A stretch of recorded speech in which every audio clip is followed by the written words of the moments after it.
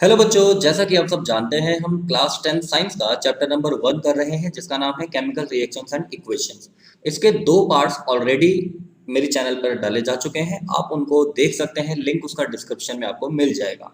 आज का हमारा टॉपिक है टाइप्स ऑफ केमिकल रिएक्शंस। यहाँ से टॉपिक बड़ा इंपॉर्टेंट होता है तो ध्यान से आप लोग इसको समझेंगे। तो चलिए शुरू करते हैं। तो यहाँ हम देखेंगे केमिकल रिएक्शंस मेनली 5 टाइप्स की होती हैं। Combination reaction, decomposition reaction, displacement reaction, double displacement reaction और ऑक्सीडेशन एंड रिडक्शन रिएक्शन, जिसको हम रिडॉक्स रिएक्शन भी कहते हैं। डिकम्पोजिशन रिएक्शन आगे जाकर 3 पार्ट्स में डिवाइड होगी, जब हम इसको पढ़ेंगे तो इसके बारे में आपको बताया जाएगा। तो चलिए कॉम्बिनेशन रिएक्शन से हम शुरू करते हैं। तो कॉम्बिनेशन रिएक्शंस क्या होती हैं students? The reaction in which two or more substances combine to form a single substance is called combination reaction. मतलब वो सभी रिएक्शंस जिसमें दो या दो से ज्यादा सब्सटेंस या हम कहें दो या दो से ज्यादा पदार्थ आपस में मिलकर एक सिंगल प्रोडक्ट अगर बनाते हैं तो उसको हम क्या बोलेंगे? Combination reaction. चलिए इसके कुछ एग्जांपल्स हम देखते हैं। जैसे मान लीजिए C+O2 क्या बनता है हमारा? CO2। वहीं अगर हम देखें H2 प्लस O2 और ये क्या बनेगा हमारा? H2O। वहीं अगर हम एक तीसरा एग्जांपल भी देख लें H2 प्लस Cl2 क्या बन जाएगा हमारा? ये HCl। और एक चौथा एग्जांपल अगर हम देखेंगे N2 प्लस H2 क्या बनाएगा? ये NH3 यानी कि अमोनिया। अगर आपसे पूछा जाए कि इन चारों रिएक्शंस में क्या सिमिलैरिटी है तो आप क्या जवाब देंगे? वीडियो को पॉज करके कमेंट सेक्शन में आप लिखें कि आपका जवाब इसमें क्या है, इन चारों रिएक्शंस में क्या सिमिलैरिटी है। चलिए मैं आपको बताता हूँ। यहाँ आप देखेंगे रिएक्टेंट है 2, प्रोडक्ट है 1, रिएक्टेंट 2, प्रोडक्ट 1, सब में ऐसा ही हो रहा है। तो यानी कि जब भी दो या दो से ज्यादा रिएक्टेंट्स आपस में मिलकर एक सिंगल प्रोडक्ट अगर बनाएंगे तो उसको हम क्या बोलेंगे? Combination reaction. नाम से समझ में आ रहा है कॉम्बिनेशन का मतलब क्या होता है? कंबाइन होना। तो स्टूडेंट्स आपको समझ में आ गया होगा अच्छी तरीके से। तो ये सभी रिएक्शंस हमारे कॉम्बिनेशन रिएक्शंस के हैं। चलिए एक इसका एक बड़ा इंपॉर्टेंट एग्जांपल यहाँ पर मैं आपको बता रहा हूँ जो आपको एनसीईआरटी में भी दिया हुआ है, ध्यान से आप समझेंगे। ये एक हमारा केमिकल कंपाउंड है CaO। इसको हम पढ़ते हैं कैल्शियम ऑक्साइड। इसको हम बोलेंगे कैल्शियम ऑक्साइड। और इसका एक कॉमन नेम भी होता है और कॉमन नेम होता है इसका क्विकलाइन। कैल्शियम ऑक्साइड को हम कॉमनली क्या कहते हैं? क्विकलाइन।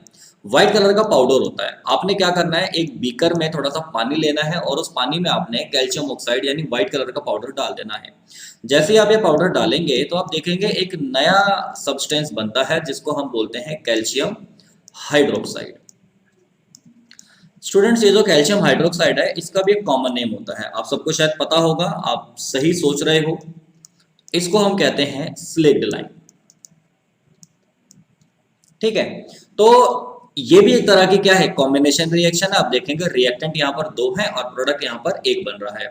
ये रिएक्शन अलग से मैं क्यों बता रहा हूँ? क्योंकि इससे रिलेटेड एग्जाम्स में आपसे क्वेश्चन पूछे जाते हैं और कुछ विशेष बात है। तो देखिए समझते हैं इसको। यहाँ पर आप देखेंगे जब ये हम रिएक्शन करवाते हैं ना तो इसमें जो हमारा बीकर है वो थोड़ा सा गर्म हो जाता है, मतलब रिएक्शन के दौरान इसमें हीट रिलीज होती है। पहली बात आपने ये याद रखनी है। दूसरी बात, हम इसका यूज करते हैं दीवारों पर व्हाइट वॉश करने के लिए। दीवारों पर जब हम सफेदी करते हैं या आपने सुना होगा दीवारों पर वॉल पुट्टी की जाती है, तो वो एक्चुअली में यही चीज होती है। अब सवाल ये उठता है कि दीवारों पर हम कैल्शियम ऑक्साइड करते हैं या कैल्शियम हाइड्रोक्साइड करते हैं। तो देखो इसका जवाब आप खुद सोच सकते हो। दीवारों पर जो हम करते हैं ऐसा तो है नहीं कि व्हाइट कलर का पाउडर दीवारों के ऊपर डाला जाता है। उस व्हाइट कलर के पाउडर का पहले पेस्ट बनाते हैं पानी में मिलाकर, तभी तो दीवारों पे लगाया जाएगा।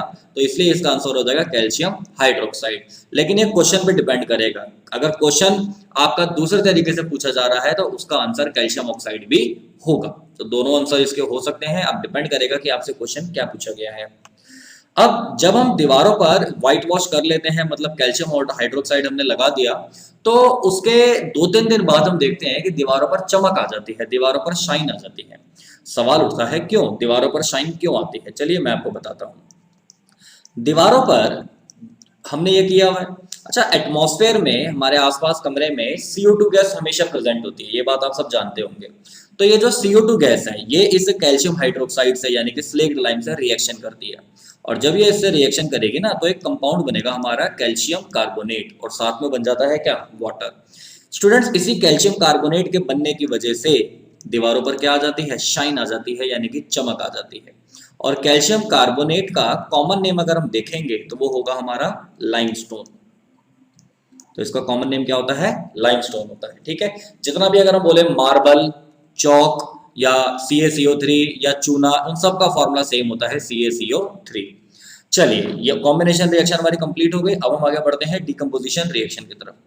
डिकम्पोजिशन रिएक्शन बिल्कुल ऑपोजिट है कॉम्बिनेशन रिएक्शन से। जैसे कॉम्बिनेशन रिएक्शन में क्या हो रहा था कि दो या दो से ज्यादा रिएक्टेंट मिलकर आपस में एक सिंगल प्रोडक्ट बना रहे थे, वही डिकम्पोजिशन में उल्टा होगा, यानी कि the reaction in which a single compound splits up into two or more simpler substances is known as decomposition reaction. यानी कि अगर एक ही रिएक्टेंट है और वो किसी भी तरीके से दो या दो से ज्यादा प्रोडक्ट्स में टूट रहा है तो उसको हम क्या बोलेंगे? डिकम्पोजिशन रिएक्शन कहेंगे। अच्छा, अब ये डिकम्पोजिशन रिएक्शन जो होता है हीट करके भी कर सकते हैं, लाइट सनलाइट की मदद से भी कर सकते हैं और इलेक्ट्रिसिटी से भी कर सकते हैं। ये हीट, लाइट और इलेक्ट्रिसिटी से क्या होती है? रिएक्टेंट को एनर्जी मिलती है, जिससे वो कंपाउंड ब्रेक हो जाता है दो या दो से ज्यादा सिंपलर कंपाउंड में। तो किस वे में हम उसको हीट दे रहे हैं या एनर्जी दे रहे हैं, उस बेसिस पर ये 3 टाइप की होती है। यहाँ पर हम देखेंगे कितने टाइप की होती है ये? 3 टाइप की। थर्मल डिकम्पोजिशन, फोटोलाइटिक डिकम्पोजिशन और इलेक्ट्रोलाइटिक डिकम्पोजिशन। तो बारी बारी से हम पढ़ेंगे। सबसे पहले हम देखते हैं यहाँ पर थर्मल डिकम्पोजिशन। तो आप देखें, when decomposition reaction is carried out by heating it is called thermal decomposition. जब भी डिकम्पोजिशन किया जाएगा हीट करके तो उसको हम क्या बोलेंगे? Thermal decomposition. तो 2-3 एग्जांपल हम इसके देखेंगे। स्टूडेंट्स, जितने भी मैं आपको रिएक्शन यहाँ पे बता रहा हूँ, जितने भी एग्जांपल मैं यहाँ पे लिख रहा हूँ, आप उतना अच्छे से कर लेंगे अगर, तो आपके एग्जाम्स में बहुत बढ़िया नंबर आ जाएंगे। आप बस इन वीडियोस को अगर अच्छे से देख लें, समझ लें, और चाहे तो शॉर्ट आप एक नोट्स बना सकते हैं, तो आपके बोर्ड के एग्जाम्स में मैं गारंटी लेता हूँ इस बात की बहुत बढ़िया नंबर आ जाएंगे। चलिए, हमने क्या करना है, एक सॉल्ट आपने लेना है FeSO4, फेरस सल्फेट इसको हम कहते हैं, और इसको आपने हीट करना है। अगर हम एरो के ऊपर ट्रायंगल का साइन बना देते हैं तो इसको हम हीट करना कहते हैं। ठीक है ना? तो जब हम FeSO4 को हीट करते हैं तो एक हमारा बनता है Fe2O3, एक हमारी इसमें से गैस प्रोड्यूस होती है सल्फर डाइऑक्साइड, और एक और गैस निकलती है सल्फर ट्राइऑक्साइड। और ये जो Fe2O3 जो बनता है ये ब्राउन कलर का होता है। कलर्स नेम जिसके आप याद रख सकें उसके याद आप जरूर कर लें, जो भी आपको लिखवाए जा रहे हैं। अच्छा, एक मैं विशेष बात आपको बता दूं, FeSO4 एक्चुअली में इस फॉर्म में नहीं मिलता। अगर हम और थोड़ा डिटेल में अगर हम जाएंगे ना, तो FeSO4 हमें इस फॉर्म में मिलता है 0.5 H2O की फॉर्म में, जिसको हम वाटर ऑफ क्रिस्टलाइजेशन या इस पूरे को हम क्रिस्टल कहते हैं। और स्टूडेंट्स, इसका जो कलर होता है ना, वो होता है ग्रीन। आपने FeSO4.5H2O लिया, ग्रीन कलर के क्रिस्टल आपने लिए, और उसको आप हीट करते हैं। जब हीट करेंगे तब ये बनेगा, है ना? ये तो बस वाटर के मॉलिक्यूल इसमें से रिमूव हो गए, उड़ गए हीट करने पर। लेकिन जब और ज्यादा हीट करेंगे तब ये डिकम्पोज होना शुरू हो जाएगा। कई जगहों पर सिर्फ इसी FeSO4 को भी क्या लिख दिया जाता है? ग्रीन कलर का लिख दिया जाता है। तो अगर ऐसा लिख भी दे रहे हैं तो कोई दिक्कत वाली बात नहीं है, वो अंडरस्टूड है। ठीक है ना? अगर हम बोल रहे हैं कि FeSO4 ग्रीन कलर का है तो ठीक है, आप अंडरस्टूड है, आप समझ सकते हैं। लेकिन अगर कोई जबरदस्ती डिटेल में अगर आपसे पूछे तो उसके लिए आपको ये बात बताई गई है। तो यहाँ पर देखो, FeSO4 एक सिंगल रिएक्टेंट था और वो क्या हो गया? दो या दो से ज्यादा प्रोडक्ट्स में डिवाइड हो गया, इसलिए क्या हो गई हमारी? थर्मल डिकम्पोजिशन, हीट करने पर, है ना? एक एग्जाम्पल हम इसका और देखेंगे, 2 एग्जाम्पल देखेंगे। जैसे एक सीधा सा एग्जाम्पल है, अगर हम कैल्शियम कार्बोनेट ले लें जो भी पीछे पड़ा था, उसको अगर हम हीट कर दें तो उसको हीट करने पर ये हमारी 2 चीजें बनती हैं, CaO और CO2, मतलब कैल्शियम ऑक्साइड और कार्बन डाइऑक्साइड। और एक लास्ट एग्जाम्पल अगर हम देखें, ये बड़ा इंपॉर्टेंट है, ध्यान रखेंगे। आपने क्या करना है, लेड नाइट्रेट के क्रिस्टल्स लेने। लेड नाइट्रेट होता है हमारा स्टूडेंट्स PbNO3, और इसको आपने क्या करना है? हीट करना है। पता है, जब हम इसको हीट करेंगे तो एक हमारा बन जाएगा PbO, एक हमारा बन जाएगा यहाँ पर NO2, और एक हमारा बन जाएगा यहाँ पर क्या? O2। देखो, मैं कोई भी रिएक्शन बैलेंस नहीं कर रहा हूँ क्योंकि बैलेंसिंग हम पहले देख चुके हैं। अगर किसी बच्चे को बैलेंसिंग नहीं आती तो वो इसका पार्ट 2 जरूर देख लें।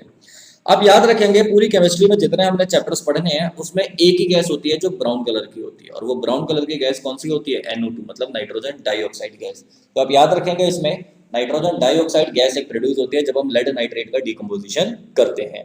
तो उम्मीद है डिकम्पोजिशन रिएक्शन आपको यहाँ पर समझ में आ गई होगी। नेक्स्ट अब हम आगे बढ़ते हैं फोटोलाइटिक डिकम्पोजिशन। तो यहाँ आप देखेंगे स्टूडेंट्स, फोटोलाइटिक, फोटो का मतलब क्या होता है? सनलाइट।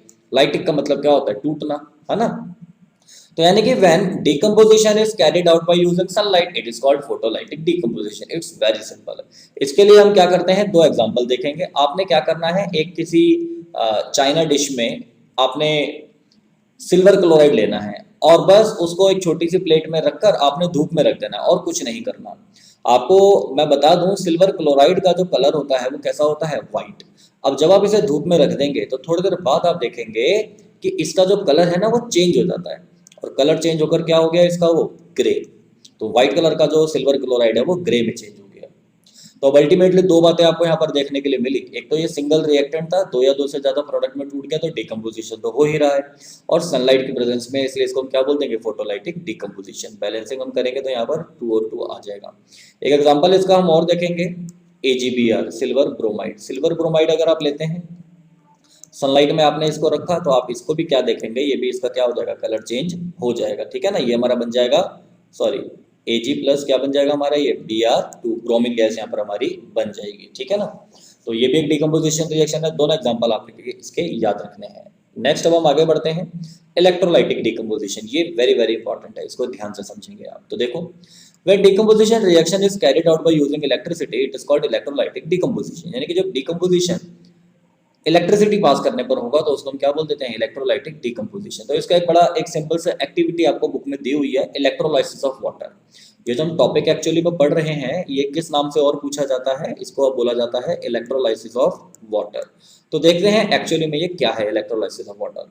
आपने इसके लिए क्या करना है, कोई आपने एक बीकर लेना है या कोई जार आपने ले लिया, जैसा आप डायग्राम में देख सकते हैं, और यहाँ पर आपने क्या कर देना है, आप ये देख सकते हैं, दो आपने रॉड लगानी है ग्रेफाइट की।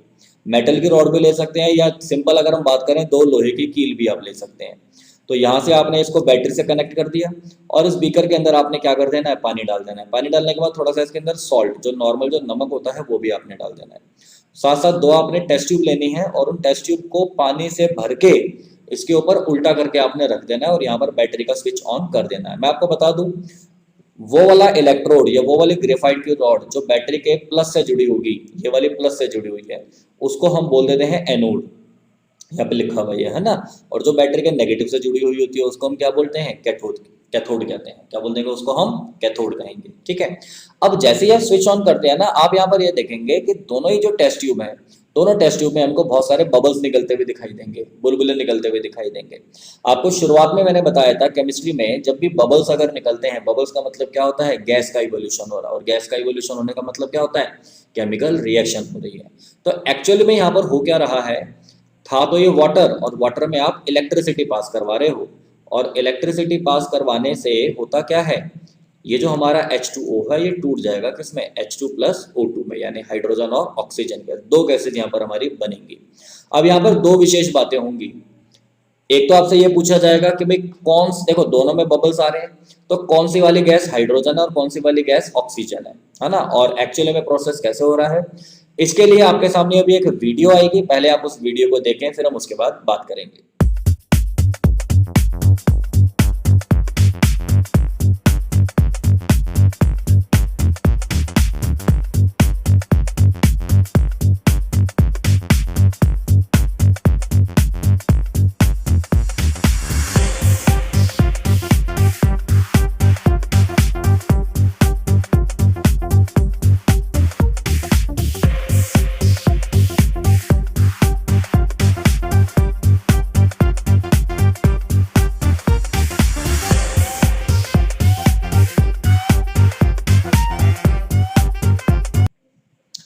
तो स्टूडेंट्स, जैसा कि आपने वीडियो में देखा, दो हमने लोहे की कील पानी में डाली थी, और एक कील के आगे आपने देखा होगा, कील ले लो लोहे की या ग्रेफाइट की रॉड ले लो, पेंसिल की, कुछ भी ले सकते हैं।